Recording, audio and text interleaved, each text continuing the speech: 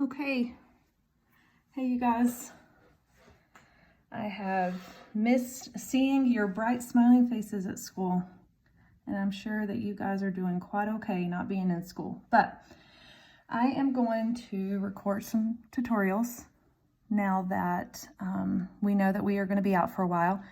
So I will try and record tutorials for every section that we do while we're working on online school. So the next section that you guys are going to be doing is 9.4.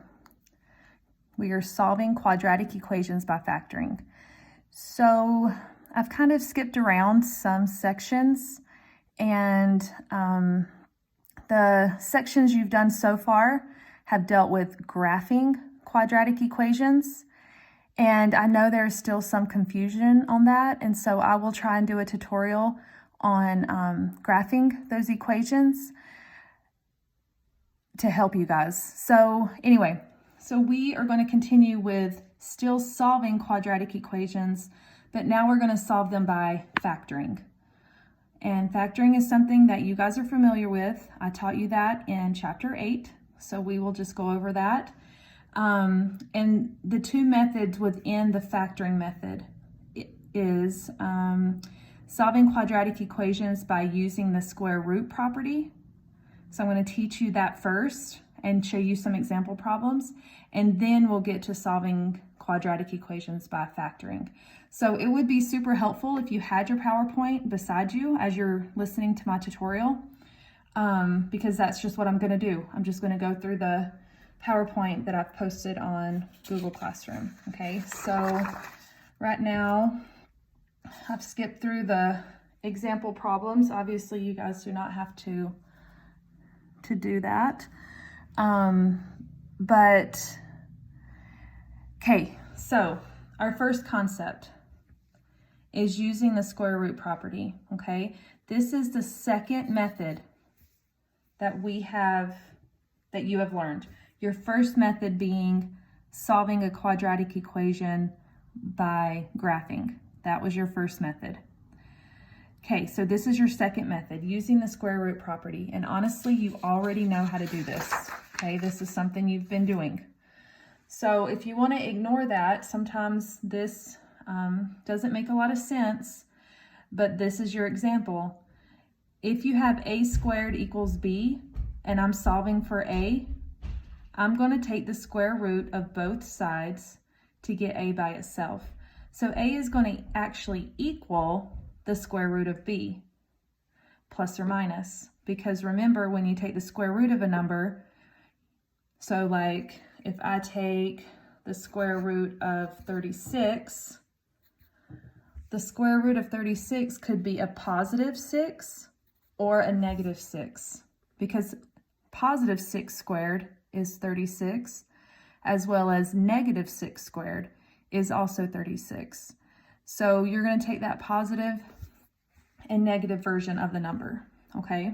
So that's what that means. So let's just look. Always examples, they seem to just make sense more than letters. So let's look at this first example. Solving 3x squared minus 48, okay, equals 0.